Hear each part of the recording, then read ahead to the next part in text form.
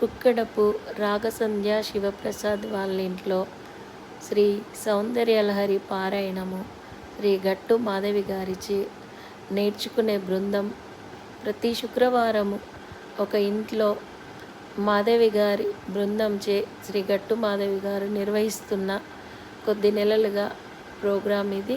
దీనికి సంబంధించిన వీడియో.